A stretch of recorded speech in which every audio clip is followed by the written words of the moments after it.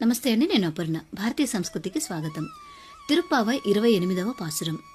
கறவைகள் பின் சென்று காணஞ்சேர்ந்தும் போவும் அறிவொன்றும் இல்லாத ஆய் குலத்து உன் தன்னை பிறவிகெருந்தனை கொண்ணியம் யாவுடையோ உரை ஒன்றும் இல்லாத கோவிந்தா உன் தன்னோடுறவே நமக்கிங்கொழிக்க ஒழியாது அறியாத பிள்ளைகளோம் அன்பினார் உன் தன்னை சிறுபேர் அழைத்தனவோ சீறி அருளாதே இறைவாணி தாராய் పరయేలోర్ ఎంబావాయ్.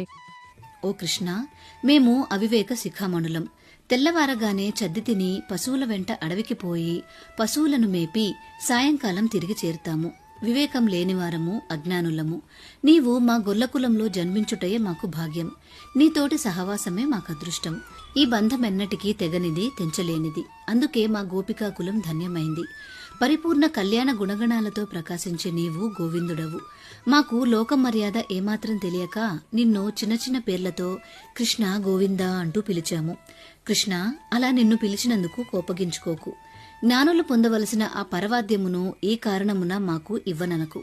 నీతో మెలిగిన సకులమని భావించి మాపై కృప చూపించు అని గోపికలందరూ స్వామిని శరణాగతి కోరారు. తమను అనుగ్రహించి వ్రతాన్ని పూర్తి చేసే విధంగా ఆశీర్వదించమని, తమ తప్పులను భరించి తమను క్షమించమని గోదాదేవి గోపికలతో పాటు శ్రీకృష్ణుడిని కోరారు. గోదాదేవి జననం, బాల్యం, పాసురాల రచన, శ్రీ రంగనాథ స్వామితో వివాహం మొదలైన గోదాదేవి పూర్తి చరిత్ర తెలుసుకోవాలి అనుకుంటే ఈ వీడియో చూడండి.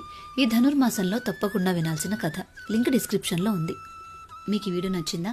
నచ్చినట్లయితే లైక్ చేసి మీ బంధుమిత్రులందరికీ షేర్ చేయండి. భారతీయ సంస్కృతి ఛానల్ని సబ్స్క్రైబ్ చేసుకుని బెల్ ఐకాన్ని యాక్టివేట్ చేసుకోండి. తిరిగి రేపటి రోజు పాసురంలో మళ్ళీ కలుసుకుందాం. నమస్కారం.